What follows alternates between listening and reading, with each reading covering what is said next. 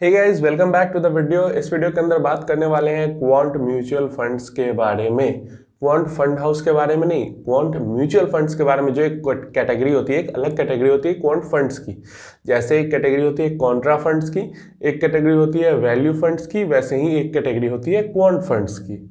तो इस फंड के बारे में बताऊंगा, आपको इन्वेस्ट करना चाहिए नहीं करना चाहिए, इसके बारे में भी बात करेंगे।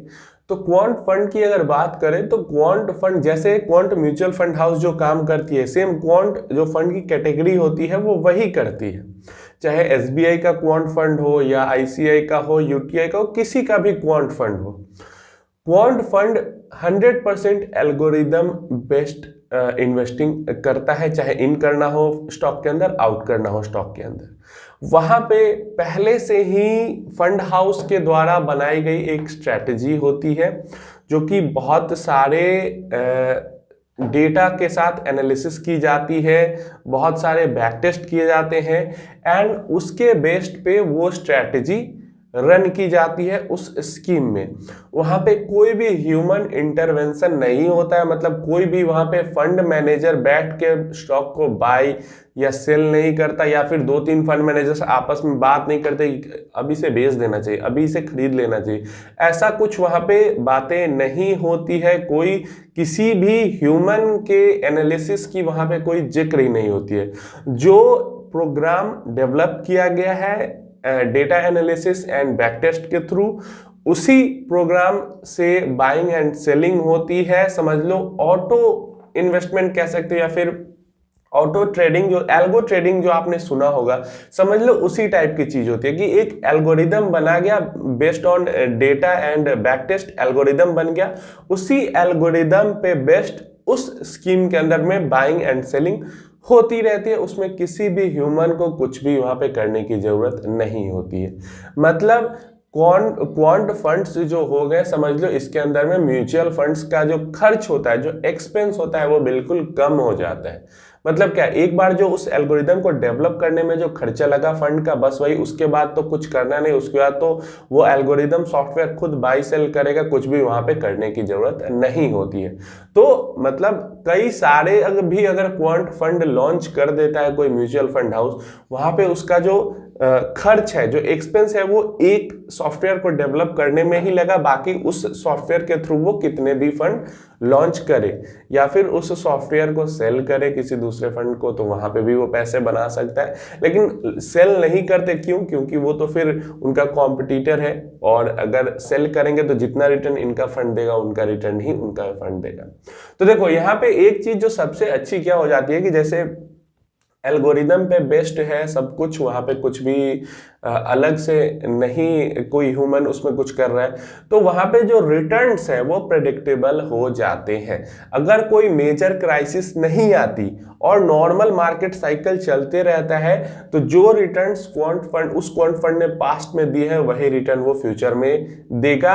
100% गारंटी नहीं है, लेकिन बहुत ज्यादा चांसेस है। क्यों?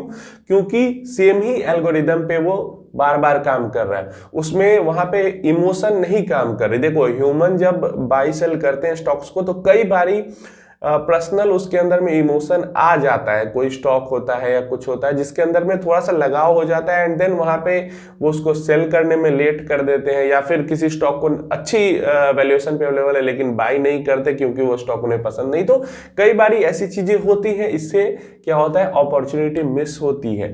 तो यहाँ पे जब एल्गोरिदम ये सब कुछ करता है, तो वहां पे कोई भी इमोशन काम नहीं करता, और जो भी अपॉर्चुनिटी आती है हर बार एक जैसी ही उसको ट्रीट की जाती है।